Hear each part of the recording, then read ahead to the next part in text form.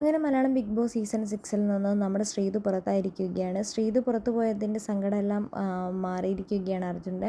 അതിനുശേഷം അർജുനും അഭിഷേകും ഒക്കെ അവിടെ സംസാരിക്കുകയാണ്. അവർ സംസാരിക്കുന്ന ടിക്കറ്റ് ടു ഫിനാലേൻ്റെ ഓരോരോ ടാസ്കിനെ കുറിച്ച് അർജുൻ വ്യക്തമായിട്ട് നമ്മുടെ അഭിഷേകിന് പറഞ്ഞ് മനസ്സിലാക്കി കൊടുക്കുകയാണ്. അതിനുശേഷം അഭിഷേകും അർജുനും തമ്മിൽ സംസാരിക്കുന്നുണ്ട്. നമ്മുടെ അർജുൻ ഭയങ്കര തള്ളൊക്കെ തള്ളുന്നുണ്ട്.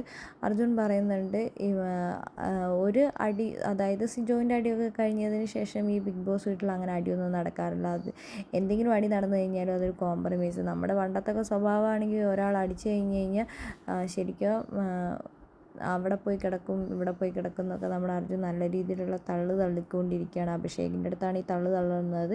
എന്താണെങ്കിലും മലയാളം ബിഗ് ബോസ് സീസൺ 6-ൽ അർജുൻ ഫേക്കാണ് എന്ന് ഞാൻ പറഞ്ഞതല്ല, ശ്രീതു പറഞ്ഞതാണ്. ശ്രീതു ഇന്ന് രാവിലെ വരെ അർജുൻ ഫേക്കാണ്, ഈ ഗേറ്റിൻ്റെ പുറത്തേക്ക് ഇറങ്ങിക്കഴിഞ്ഞ് കഴിഞ്ഞാൽ അവൻ്റെ ഒറിജിനൽ മുഖം കാണാൻ വേണ്ടിയിട്ടാണ് ഞാൻ വെയിറ്റ് ചെയ്യുന്നത് എന്നാണ് പറഞ്ഞത്.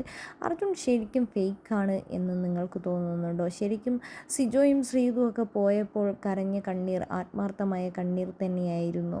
ഒരു ഒറിജിനൽ ഫ്രണ്ട് പോയൊരു വിഷമം, അല്ലെങ്കിൽ ആത്മാർത്ഥമായ ഫ്രണ്ട് വിടവാങ്ങി ബിഗ് ബോസ് വീട്ടിൽ നിന്നും പുറത്തു പോയപ്പോൾ ശരിക്കും പോയത് എൻ്റെ ഒരു ഗെയിമർ അല്ലേ, ഒരു ഗെയിമറാണ് ബിഗ് ബോസ് വീട്ടിൽ നിന്ന് പോയത് എന്ന് കണ്ടുകൊണ്ട് ഉള്ളിൽ സന്തോഷിച്ചുകൊണ്ട് അർജുൻ കരഞ്ഞതാണോ? നിങ്ങളുടെ വിലയേറിയ അഭിപ്രായങ്ങൾ നമ്മുടെ കമൻറ്റ് ബോക്സിൽ കമൻ്റ് അറിയിക്കുക.